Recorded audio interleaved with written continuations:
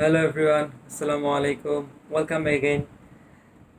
আশা করি সবাই অনেক ভালো আছেন এবং সুস্থ আছেন। আমিও ভালো আছি, আলহামদুলিল্লাহ। আজকে আমরা আইএলসের একদম প্রাইমারি লেভেল বা বিগিনার লেভেল থেকে কথা বলা শুরু করব।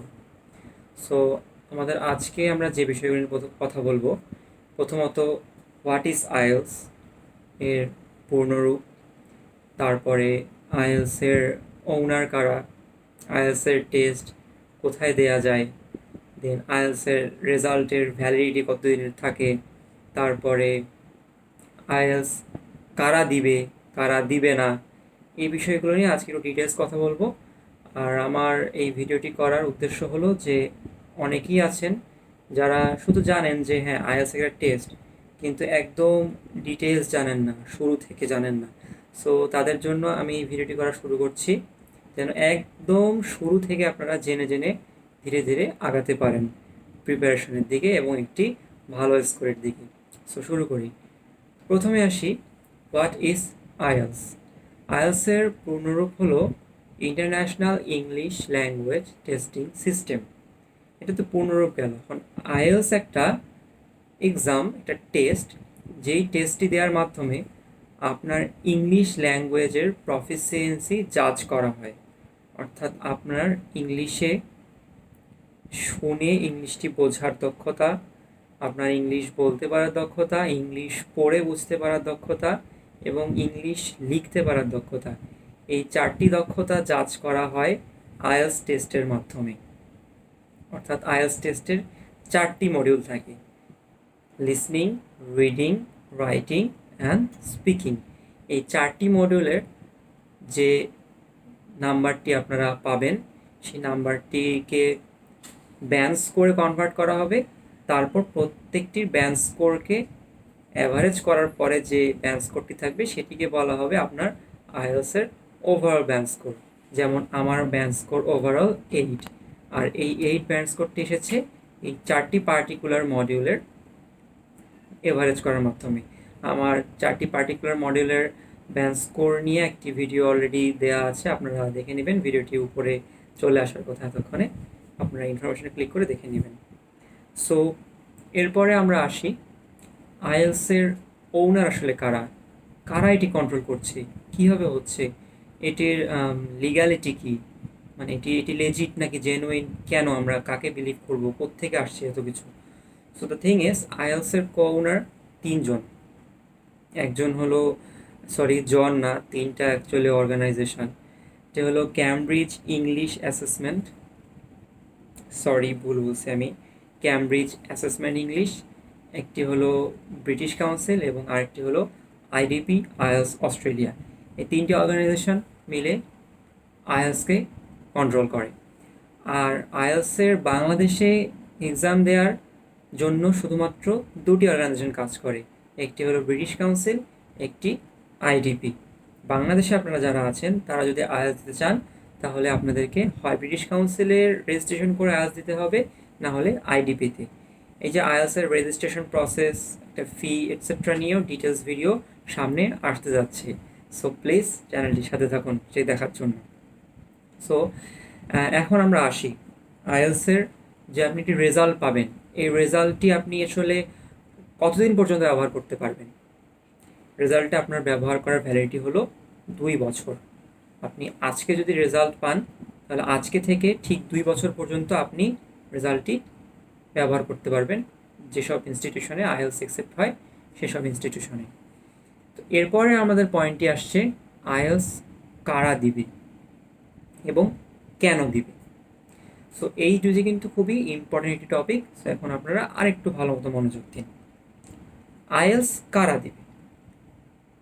একটা দেশে মনে করেন রাষ্ট্রভাষা ইংলিশ না, অথবা তাদের ফার্স্ট ল্যাঙ্গুয়েজ ইংলিশ না, যেমন খুবই সহজ উদাহরণ আমাদের দেশ বাংলাদেশ অথবা ইন্ডিয়া, এরকম নেপাল, ভুটান, এই ধরনের দেশগুলো যাদের ফার্স্ট ল্যাঙ্গুয়েজ ইংলিশ না।